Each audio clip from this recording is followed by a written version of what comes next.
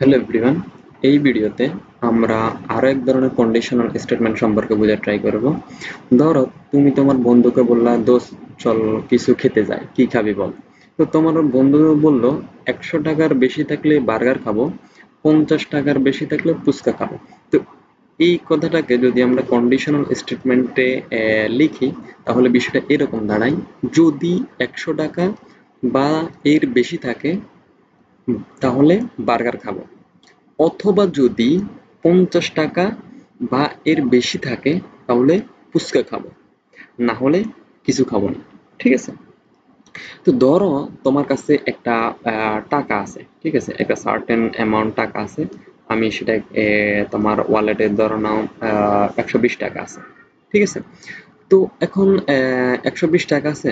তো ফার্স্ট কন্ডিশনে আসছে, দেখতেছো যে এটা কি 100 টাকার বেশি? হ্যাঁ, 100 টাকার বেশি। তাহলে তো এই জিনিসটা এক্সিকিউট হবে এবং এগুলা আর এক্সিকিউট হবে না। কথা কিছু বুঝতে পারছো? ওকে। এখন তোমার কাছে সাপোজ 65 টাকা আছে। তখন তাহলে কি হবে? এই প্রথম কন্ডিশনটা এক্সিকিউট আর হবে না, তোমার সেকেন্ড কন্ডিশনটা এক্সিকিউট হবে, যেটা 50 টাকার বেশি, এবং থার্ড কন্ডিশনটা আর এক্সিকিউট হবে না। বিকজ অফ একসাথে দুইটা কন্ডিশন হতে পারে না। ঠিক আছে? সে উপরেরটা আগে দিয়ে চেক করে দেখছে যে উপরেরটার সাথে ম্যাচ করে কিনা। দেখতেছেন উপরেরটার সাথে ম্যাচ করতেছে না, এন্ড দেন সে নিচের কন্ডিশনটা চেক করতেছে। ঠিক আছে?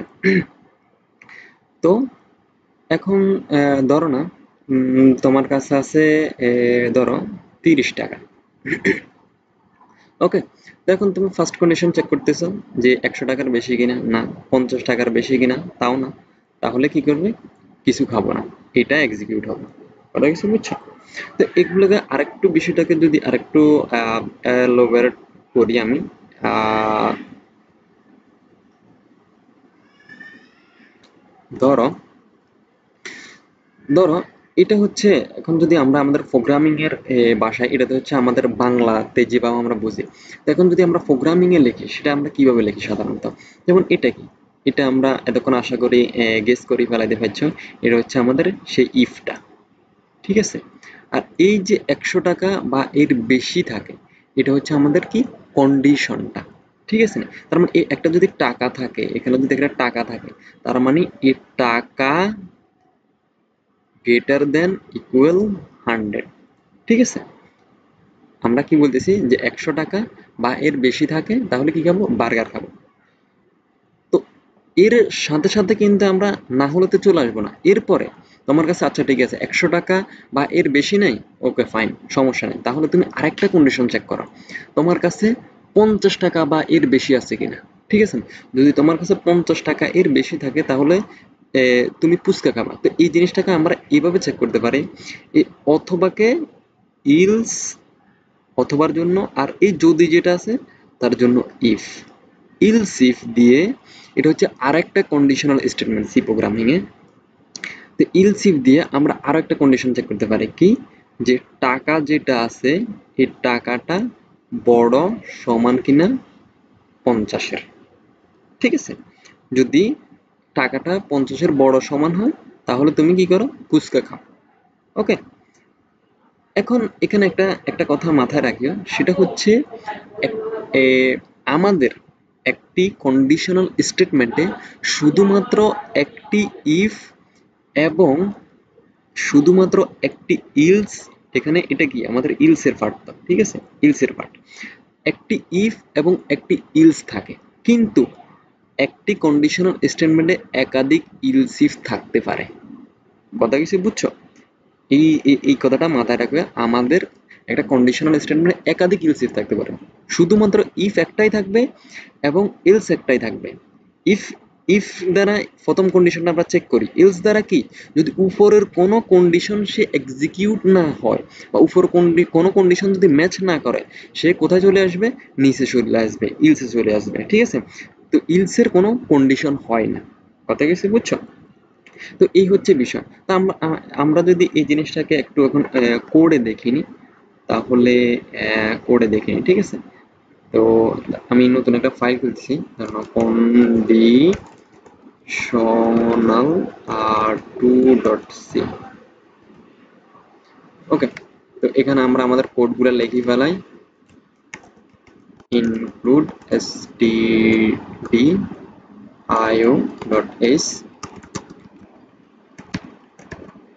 তোমরা হাতে লেখো, নিজে কপি করার থেকে হাতে লিখলে হাতটা চলে আসক, এরপর দিয়ে না হয় আমরা অন্য ব্যবস্থা করব, নিয়ে সমস্যা নেই, ঠিক আছে। তো আমরা এখন আমাদের যে টাকা যেটা আছে টিকেটাকে আমরা ইনপুট নিই scanf %d $tk।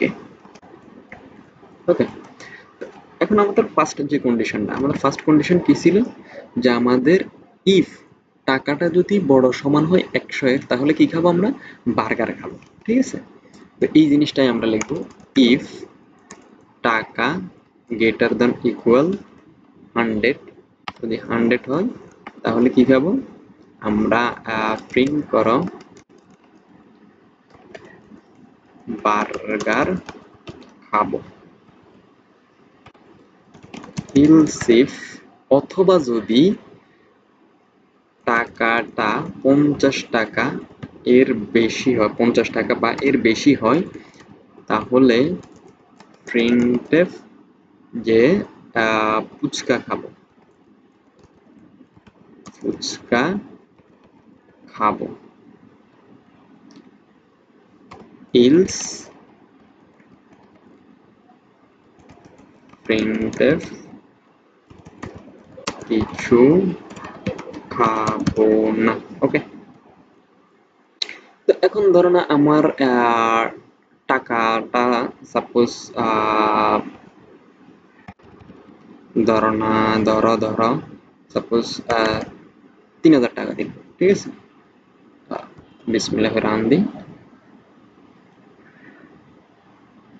বার্গার খাবো, ঠিক আছে। এখন যদি আমি সাপোজ 60 টাকা দিই, ফুচকা খাবো। এগুলো কিভাবে কাজ করতেছে, যেমন তুমি যদি দেখো যে আমরা কত 100, সাপোজ 110 টাকা দিছি, তো এটা আগে দিয়ে এটা কি হবে, তুমি আগে দিয়ে একটু জাস্ট চিন্তা করো।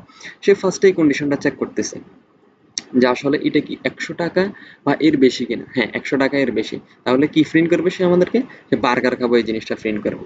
কথা গেছে, বুঝছো, এই যে বার্গার খাবো প্রিন্ট করছে। এখন সাপোজ তুমি সাপোজ 75 টাকা দিছো, তার মানে 75 টাকা যখন দিছো তখন সে কি বলতেছে, যে ফার্স্টে এই কন্ডিশনটা চেক করতেছে, সেটা কি সিরিয়ালি তো চেক করবে, তাই তো। তো ফার্স্টে এই যে কন্ডিশনটা চেক করছে, ইফ এর কন্ডিশনটা দেখতেছেন এটা কি 100 টাকা বা এর বেশি কিনা, না 100 টাকা এর বেশি না, তার মানে সে এলসিফে আসতেছে, এলসিফে আসি এখন চেক করতেছে, আবার সে চেক করতেছে যে এটা কি 50 টাকা বা এর বেশি কিনা। হ্যাঁ, দেখতেছেন এটা 50 টাকা এর বেশি। তো 50 টাকা এর বেশি যখন হয়, তখন এই যে 50 টাকা, এই কন্ডিশনটা দ্বারা কি বোঝায় জানো, এটা দ্বারা বোঝায় যে আসলে সে 50 টাকা এর সমান বা তার থেকে বড়, আবার 100 টাকা এর ছোট। তো এটা আমাদেরকে আবার বলা লাগে না যে 100 টাকা এর ছোট, কারণ 100 টাকা এর সমান বা বড় হইলে সে কখনো এই কন্ডিশনেতে আসতেই না, সে উপরেটাই এক্সিকিউট হয়ে সে সরাসরি বাইরে চলে যেত। কথা কিছু বুঝছো, উপরেরটা না হওয়ার কারণে সে মূলত এই কন্ডিশনটা চেক করতেছে। তো যার কারণে এটাকে আমাদের আর অ্যাডিশনালি চেক করা প্রয়োজন হয় না আর কি। তো এখন দেখো, যখন আমরা 75 টাকা দিছি তখন আমাদের কি আসার কথা, চিন্তা করো যে আমাদের ফুচকা খাবো, এটা প্রিন্ট করার কথা। কথা কিছু বুঝছো, এখন দেখি, হ্যাঁ ফুচকা। এখন যদি সাপোজ আমি কত দিছি, 30 টাকা দিছি, এখন এখন কি হবে, যে 100 টাকার বেশি কিনা প্রথমে কন্ডিশন চেক করতেছে না, তাহলে সে এটা এক্সিকিউট করবে না। অ্যান্ড দেন সে ইলসিফ এটা 50 টাকা বা এর বেশি কিনা, না সে সেই কন্ডিশনও ম্যাচ করতেছে না, তার মানে এটাও সে এক্সিকিউট করবে না। অ্যান্ড দেন সে লাস্টে আমাদের ইলসে আসি যে খাবো না, এটা শুধু প্রিন্ট করবে। কিছু করার নাই, তোমার কাছে শুধু ফন্ট বাড়া আছে, তুমি না খাই বাজার থেকে বাড়ি চলে যাও আর কি। তো এখন দেখি কিছু খাবো না, ঠিক আছে। তো এখন এখন যেটা বললাম, যে একটা কন্ডিশনাল স্টেটমেন্টে শুধুমাত্র একটাই ইফ এবং একটাই এলস থাকে, ঠিক আছে, একটা ইফ এর পার্ট এবং একটা এলস এর পার্ট থাকে, কিন্তু এলস ইফ আমাদের অনেকগুলা হইতে পারে, আমি এখানে চাইলে আরো অনেক কন্ডিশন অ্যাড করতে পারি। কথা কিছু বুঝছো, যেমন আমি যদি এখানে বলি যে আচ্ছা ঠিক আছে তোমার কাছে 50 টাকা এর বেশি নাই, ওকে ফাইন, এলস ইফ দিয়ে আবার চেক করো, যে তোমার কাছে 20 টাকা বা এর বেশি আছে কিনা। 20 টাকা এর বেশি যদি থাকে তাহলে সাপোজ তুমি একটা আইসক্রিম খাই, আইস আইসক্রিম খাবো, ঠিক আছে। তার মানে আমি আরো একটা কন্ডিশন দিয়ে চেক করতেছি যে তোমার কাছে 20 টাকা বা এর বেশি আছে কিনা, তাহলে তুমি একটা আইসক্রিম খাই বাড়ি চলে যাও। এখন দেখি যে দেখি এখন সে আমাদের 30 টাকা আছে, তো তো ফার্স্টে এটাও এক্সিকিউট হবে না, এটাও এক্সিকিউট হবে না, এই যে এটা এক্সিকিউট হবে, আইসক্রিম খাবো এটা এক্সিকিউট হবে, বিকজ অফ আমাদের এখানে কি আছে 20 টাকা এর বেশি আছে, ঠিক আছে। 30 টাকা আমরা ইনপুট দিতেছি। এখন যদি রান করি আইসক্রিম খাবো, ঠিক আছে। এখন যদি আমি চাইলে আরো একটা কন্ডিশন অ্যাড করতে পারি, সাপোজ এখন আমি দিলাম সাপোজ ইলসিফ, ইলসিফ এরকম অনেক তুমি ইলসিফ দিতে পারো, তোমার ইচ্ছা মতন তুমি ইলসিফ দিতে পারো, অনেকগুলো ইলসিফ। সাপোজ যদি 10 টাকা বা এর বেশি থাকে তাহলে আহ, তুমি কি করবা, একটা সাপোজ একটা চা খাবা, ঠিক আছে, একটা টি খাবো, ওকে। এখন যদি আমরা যদি সাপোজ তার কাছে আছে কত টাকা, 12 টাকা, 12 টাকা। এখন যদি রান দিই, দেখছো টি খাবো। এখন যদি তার কাছে ধরলাম 9 টাকা আছে, 9 টাকা যদি থাকে তাহলে সেই কি খাবো, কিছু খাবে না। কারণ সে সে কিভাবে কাজ করতেছে যে ফার্স্টে এই কন্ডিশনটা চেক করতেছে, তাও ম্যাচ করে নাই, এটাও ম্যাচ করে নাই, এটাও ম্যাচ করে নাই, ঠিক আছে। এরপর এন্ড দেন এটাও ম্যাচ করে নাই, লাস্ট পর্যন্ত উপর যখন একটা কন্ডিশনও ম্যাচ না করবে কেবলমাত্র তখনই আমার ইলস পার্টটাতে ঢুকবে, আদারওয়াইজ ইলস পার্টে ঢুকবে না। তো আশা করি বিষয়টা বুঝাতে পারছি যে এখানে আমাদের কন্ডিশনাল স্টেটমেন্টে যখন তোমার কখনো প্রয়োজন হয় যে ফার্স্টে এটা চেক করো, এই কন্ডিশন ম্যাচ না হলে এই কন্ডিশন চেক করো, এটা ম্যাচ না হলে এটাও চেক করো, যখন এই ধরনের একাধিক কন্ডিশন আমাদের চেক করতে হয়, তো ওই ক্ষেত্রে আমরা এই ইলসিফের ল্যাডারটা ইউজ করতে পারি। আশা করি বিষয়টা বুঝতে পারছো সবাই।